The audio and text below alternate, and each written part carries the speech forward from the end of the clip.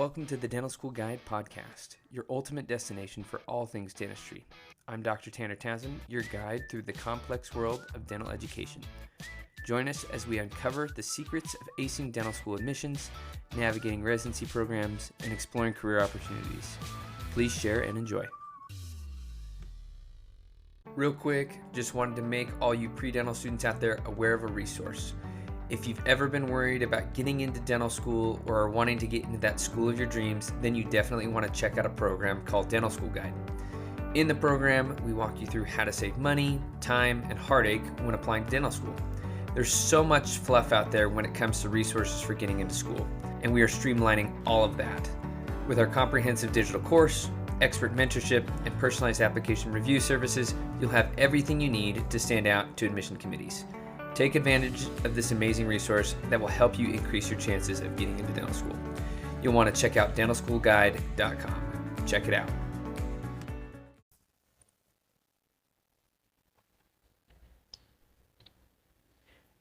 Welcome back to the Dental School Guide podcast. I'm your host, Dr. Tanner Townsend, and today we have two fabulous pre-dental students with us, Trinity and Ashani from NYU. Girls, we're super excited to have you on the show. Thanks for joining. First, thanks for having us. Okay, so let's do kind of a rapid fire. Tell us who you are, and then we're going to go into our pre-dental minute where you guys can ask any question you want that is pre-dental related. So Ashani, go for it. Tell us who you are. Hi guys, I'm Ashani. I'm a senior at NYU studying global public health and biology, and I'm on the pre-dental track.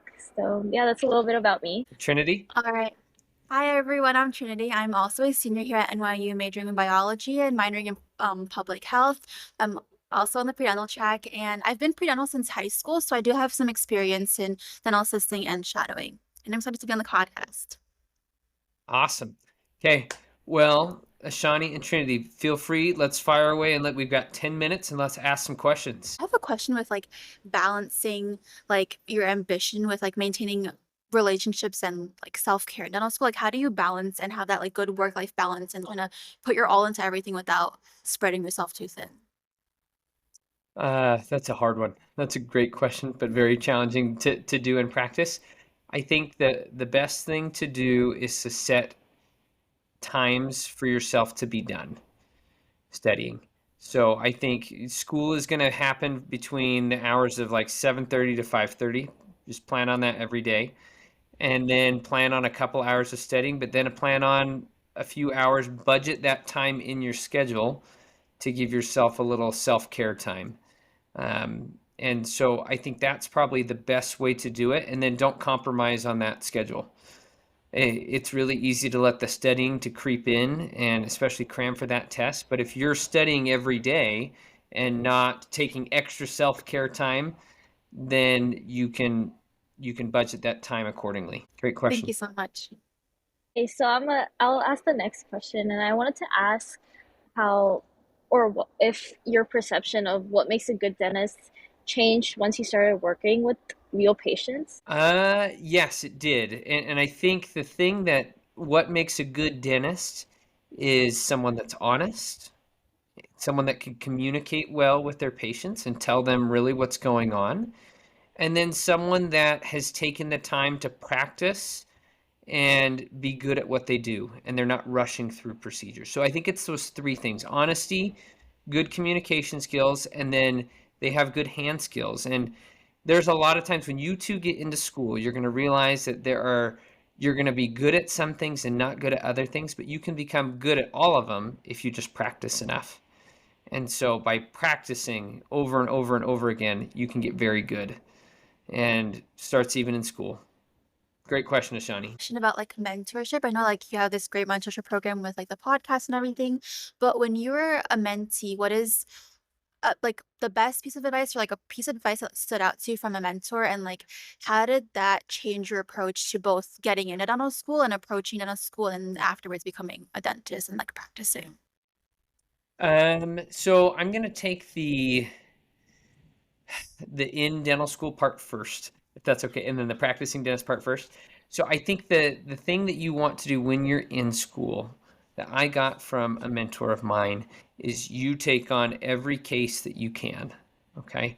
It's really easy because the requirements, you really only have to do like 6 crowns to graduate. And right now that may sound like a lot, but it's different for every school. But like 6 crowns is what I needed to graduate. It's not that much. Like I do 6 crowns in like 2 days and sometimes one day, depending on the case. And so um, when you really think about it, you want to be the person that's in clinic all the time and practicing on patients or on mannequins all the time, because that's where like it's going to make you a good dentist in addition to that communication skills and honesty. So I think that's a piece of advice that I got of, take on every case, take on every patient. It's really easy to kind of take your foot off the gas once you're in clinic during dental school. And so just don't take your foot off the gas. Step on it full throttle, and you're going to get more experiences and get more exposure, and you're going to be better because of it, even though you have classmates that might not be taking patients every session. And then pre-dental wise, I think one of the best pieces of advice I got was to go work in a dental lab. Assisting is great, and lots of pre-dental students assist, but working in a dental lab, super powerful. Schools love it. It's like something that they want, and they like when we talk to deans of admission, like that is something that makes you stand out 100%. So something that I took advantage of, and I recommend to all students that they take advantage of if it's feasible with their schedule. Great question. Piggybacking off of Trinity's last question, is there any piece of advice that you maybe disagreed with that pre-dental students often hear? Yeah. Letters of intent. I hate letters of intent, and schools don't like them necessarily either. If you talk to deans, it's one of two answers that you get. Okay, deans either say they are indifferent towards them, meaning they don't care whether they have it or not. It's nice, or they say we think it's dumb. And and you're going to get a lot of students that you'll find on like Reddit forums and Facebook groups that are like, oh my goodness, I sent this letter of intent and I got in because of this letter of intent. Totally not true. A phone call goes a long ways with schools, talking to someone on the phone. And it's very hard to get schools on the phone sometimes, but goes much further than a letter of intent. And honestly, I think a letter of intent is a waste of your time. I've definitely heard a lot of people say that. But that's like really good to know, especially going through the process soon. I had a question about um, like what is something that you think more pre-dental students should know going into the application process, or like what is possibly like a resource that dental schools have as a resource that a lot of pre-dental students don't know, or like some hidden gems that you think should be more well known. Uh, I'm going to ask a follow-up question to that question. In terms of hidden gems and things like that, what are you referring to? Like possible programs to kind of like get their foot in the door, like kind of gain more exposure, kind of like different ways, I guess, that like they think would give them kind of like an upper hand in the application process that many pre-dental students might not know, or like is not really um, told to many people. Yeah, good question. So, this is going to be a shameless plug here for a minute. I think Dental School Guide, we're working on being that resource for other people. So we have like a course, and we have a suturing course, and we're working on some dental like handpiece skills that like something you could purchase for relatively cheap, even as a pre-dental student, and we could practice doing crowns, practice doing fillings, and that way you come in prepared. So that's something we're actively working on that's not out yet. But I think those pre-dental days with schools, where I don't know if NYU has one or if you guys have been to one of those, they often let you drill on blocks, you know what I mean, or carve a tooth out of wax. And so those are all things that are valuable. Once again, the lab jobs, super valuable. And then volunteer stuff that in terms of volunteering, it's not necessarily a resource, but volunteering in something you're passionate in, not necessarily in dentistry, goes a long way with these schools too. So those are all things that I wouldn't say there's any one catch-all resource that really prepares you super well. I'd say we're trying to do that. It takes a little time to build the whole process from front to back, but I think there are many different pieces to the puzzle that are important to have instead of just one resource. But great question, Trinity. Sorry, what like just to piggyback off what you said before about the prenatal days, I've heard mixed opinions on whether you should include that in like your primaries, like your primary application, because like they might be unsure of how schools seem like if you kind of prioritize another school already Hmm. before theirs. Like, would you advise to put it in like your overall application or like kind of more towards like the secondaries, which advise?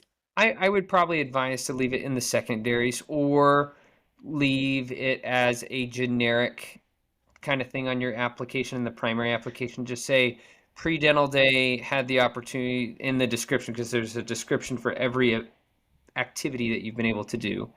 Just kind of not say where it was, but just say, even though they want like a specific contact often for that, but I would leave it more vague and just say, hey, I was able to have this experience. I got to drill on teeth, in the New York area, instead of if it's asking for a specific school, I would omit it and just leave it in the secondary. Okay, that makes sense. Thank you so much. Yeah. So we got time for one more question. um, so when you enter dental school, I expect there to be like a lot of kind of pressure from like peers and things like that. And I wanted to ask, how did you manage if you felt like imposter syndrome or something similar during maybe your first like year of dental school or during your pre-dental journey? Because I feel like that's kind of a common thing amongst a lot of students. I think that's Ashani, I'm really glad you asked this question. I think you kind of need to embrace the imposter syndrome and not lie and be fake, but in the fact that you need to be like, you know what? It's okay. I don't totally know what I'm doing, but I'm just going to get in there and try and do my best. And so, my advice to you, you're going to have lots of times in dental school where you feel imposter syndrome. Okay. When you're drilling on a tooth, when you're working on a patient for the first time, when you're giving your first injection. Okay. And so I think the best thing to do is like if someone's like, hey, have you ever done this before? And you'd be like, you don't have to be like, nope, never done it. Be like, you know what? I've gotten the training and yeah, this is probably my first go around, or this is my first go around, but be confident with it and go for it.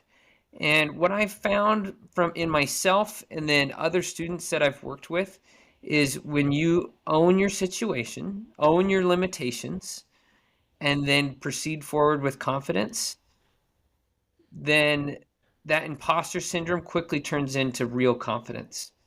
And it's okay to have that imposter syndrome. And I think I would say get comfortable having some imposter syndrome because you're going to feel that way for the next 5 years. So I love that question. That's a great Thank you question. so much. Okay.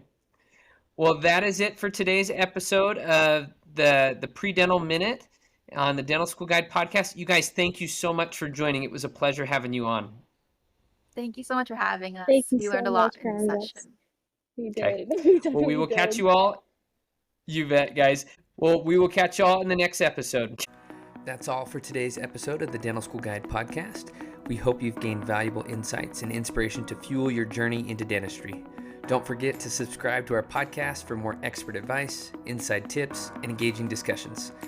If you enjoyed today's episode, please leave us a review. It would mean the world to us. Until next time, keep smiling, keep striving, and remember, your dental dreams are closer than you think.